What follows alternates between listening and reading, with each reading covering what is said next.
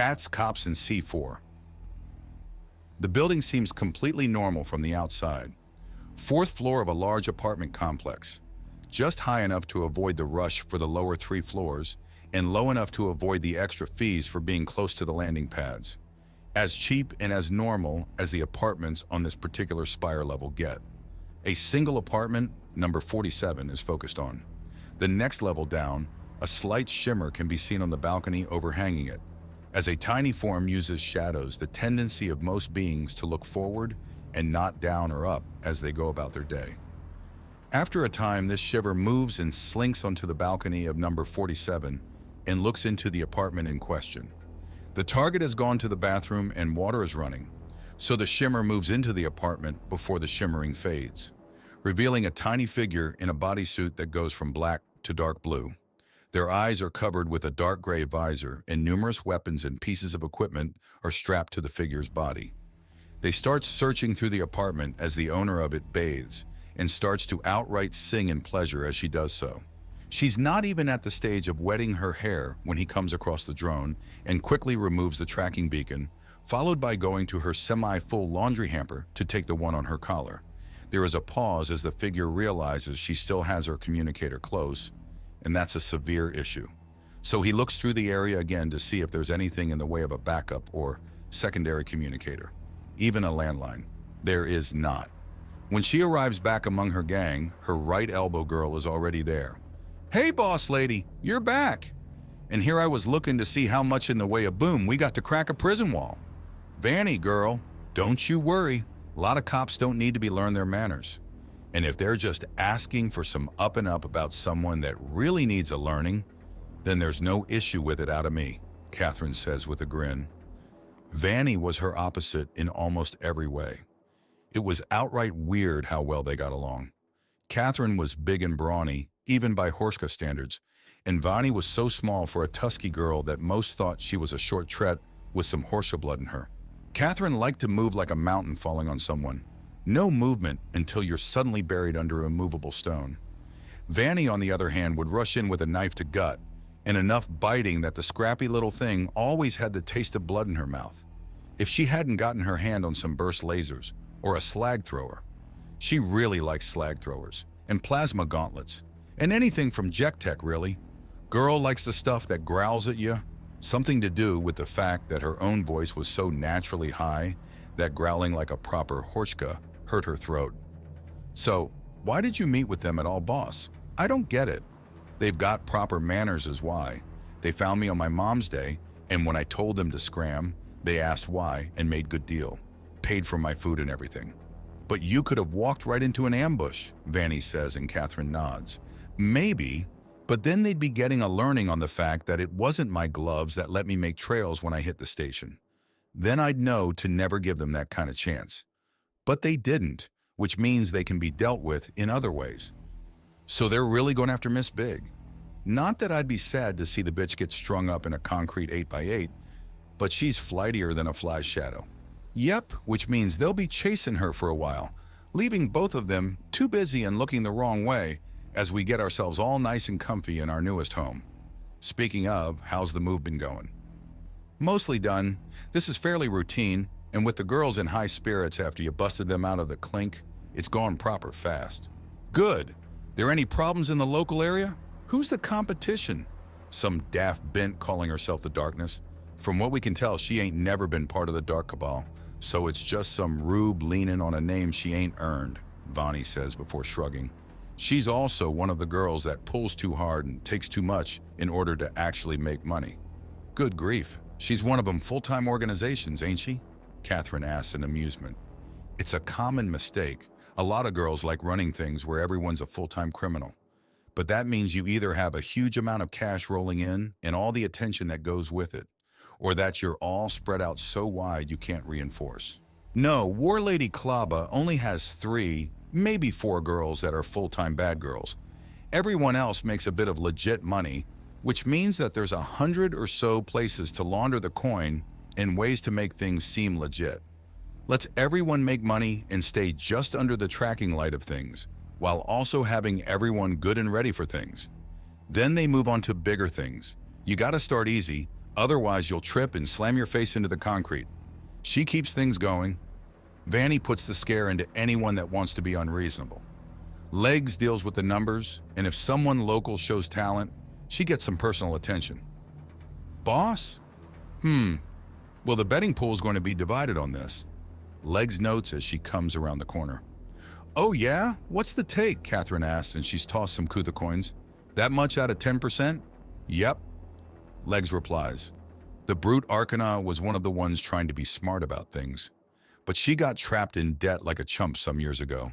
She got busted out of a hard place by Catherine after that, and she's been the book cooker ever since, using her own cut to pay for better education. Huh.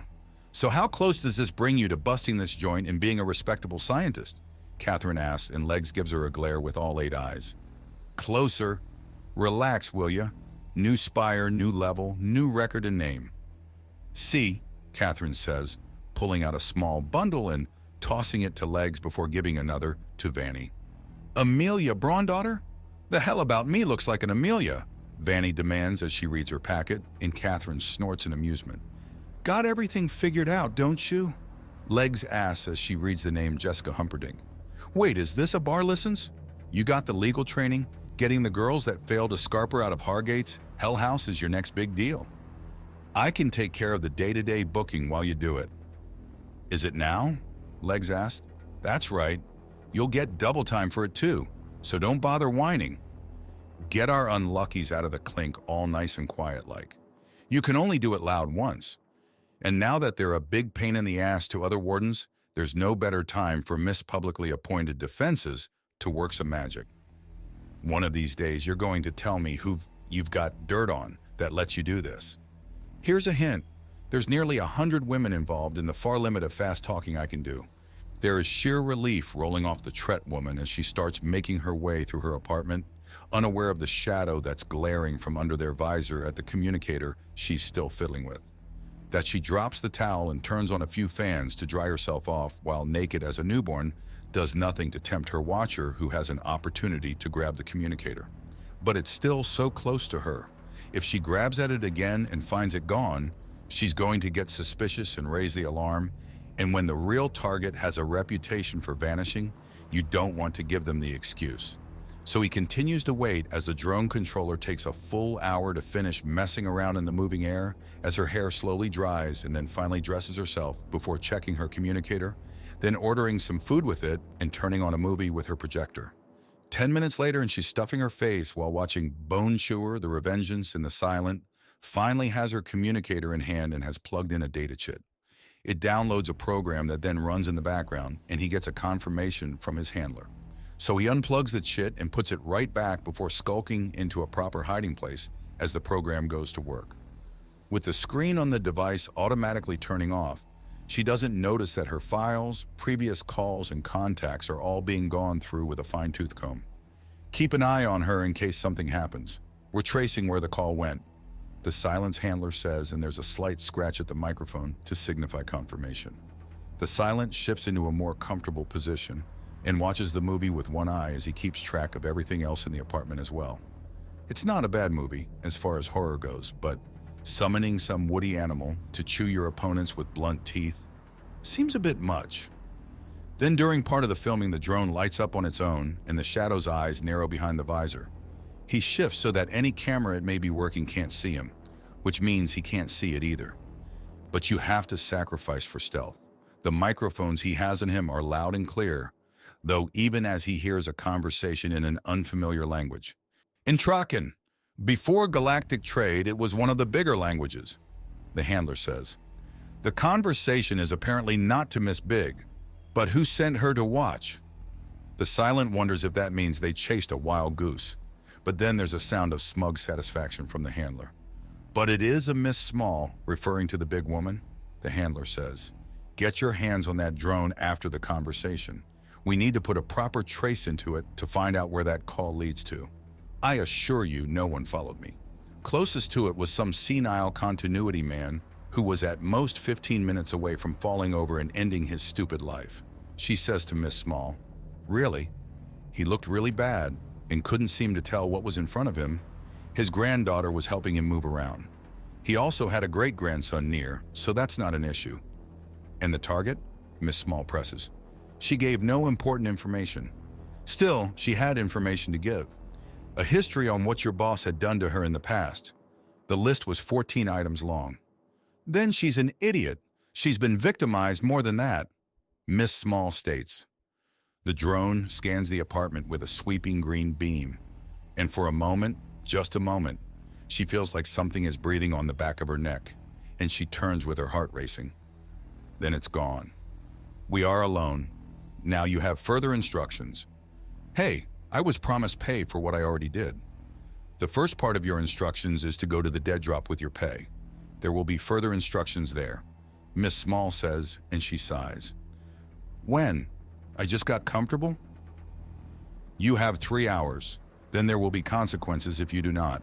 Miss Small states, and then the drone projects an image of an address and then instructions on where the drop is. Then the drone suddenly sparks and falls out of the air. She sighs as she sees the trails of smoke rising up from the device. It's already slagged. If she makes a single mistake, she won't get anything, and she'll be a target and not a tool. She picks up the drone and sighs. How did it come to this? She turns around, and before she can scream, a strong hand, clad in dark blue to black glove, clamps around her mouth and muffles any sound she can make.